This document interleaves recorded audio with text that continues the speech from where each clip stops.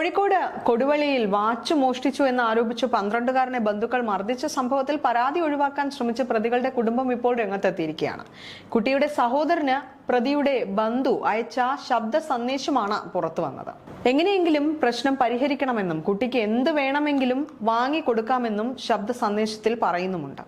പരാതി ഒഴിവാക്കിയാൽ സൈക്കിൾ വാങ്ങി നൽകാമെന്നും അല്ലെങ്കിൽ പൈസ കൊടുക്കാമെന്നും ഉൾപ്പെടെ കുട്ടിയുടെ സഹോദരന് പ്രതികളുടെ ബന്ധു അയച്ച ശബ്ദ സന്ദേശത്തിൽ പറയുന്നുണ്ട്.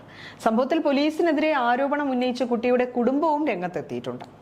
കുട്ടി അന്ന് രാത്രി തന്നെ പോലീസിന്റെ അടുത്തെത്തി പരിക്കുകൾ കാണിച്ചിരുന്നു. എന്നാൽ കേസെടുക്കാതെ തിരിച്ചയക്കുകയാണ് പോലീസ് ചെയ്തത്. അത് പോലീസിന്റെ ഭാഗത്തു നിന്നുള്ള വീഴ്ചയാണെന്നും എന്തുകൊണ്ടാണ് കേസെടുക്കാതിരുന്നത് എന്ന് അറിയില്ല എന്നും കുട്ടിയുടെ സഹോദരൻ പറയുകയുണ്ടായി. സംഭവത്തിൽ പിന്നീട് ശിശുക്ഷേമ സമിതി ഇടപെട്ടതിന് ശേഷമാണ് പോലീസ് കേസെടുത്തത്. എന്നാൽ പരാതിയില്ല എന്ന് കുടുംബം പറഞ്ഞതുകൊണ്ടാണ് ആദ്യം കേസെടുക്കാതിരുന്നത് എന്നാണ് കൊടുവള്ളി പോലീസിന്റെ വാദം. കുട്ടിയുടെ പിതൃസഹോദരന്റെ ഭാര്യയും മകനും എന്നിവർക്കെതിരെയാണ് ഇപ്പോൾ കേസെടുത്തിരിക്കുന്നത്. ഇവർ ഒളിവിലാണെന്ന് പോലീസ് പറയുന്നുണ്ട്. ഓഗസ്റ്റ് 6-നാണ് വാച്ച് മോഷ്ടിച്ചു എന്ന് ആരോപിച്ച് 12കാരനെ ബന്ധുക്കൾ മർദ്ദിച്ചത്. കണ്ണിൽ മുളക് വെള്ളം ഒഴിച്ചെന്നും നഖത്തിൽ ഈർക്കിൽ കയറ്റിയെന്നുമായിരുന്നു പരാതി. കോഴിക്കോട് കൊടുവള്ളി സ്വദേശിയായ കുട്ടിയാണ് പിതാവിന്റെ ബന്ധുക്കളിൽ നിന്നും ക്രൂരത നേരിട്ടത്. സംഭവത്തിൽ പിതൃസഹോദരൻ ഉൾപ്പെടെ 3 പേർക്കെതിരെയാണ് ഇപ്പോൾ കേസെടുത്തിരിക്കുന്നത്.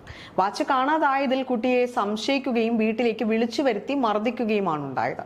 കുട്ടി സാഹസികമായി വീട്ടിൽ നിന്നും രക്ഷപ്പെടുകയും ഇത് കണ്ട വഴിയാത്രക്കാരൻ കുട്ടിയെ പോലീസ് സ്റ്റേഷനിൽ എത്തിക്കുകയുമാണ് ഉണ്ടായത്.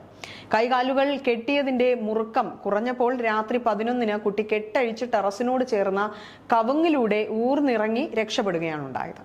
മോഷണം പോയെന്ന് പറഞ്ഞ വാച്ച് പിന്നീട് എന്നാൽ കണ്ടെത്തുകയും ചെയ്തു. മർദ്ദനം, ആയുധങ്ങൾ ഉപയോഗിച്ച് ഗുരുതരമായി പരിക്കേൽപ്പിക്കൽ, അന്യായമായി തടങ്കലിൽ വെച്ചു എന്നതടക്കം ബാലനീതി നിയമപ്രകാരമുള്ള വകുപ്പുകൾ ചുമത്തിയാണ് ഇപ്പോൾ പ്രതികൾക്കെതിരെ പോലീസ് കേസെടുത്തിരിക്കുന്നത്. കുട്ടിക്കും കുടുംബത്തിനും കൗൺസിലിംഗ് നൽകിയ ശേഷം കുട്ടിയെ CWC താൽക്കാലിക സംരക്ഷണ കേന്ദ്രത്തിലേക്ക് മാറ്റുകയായിരുന്നു.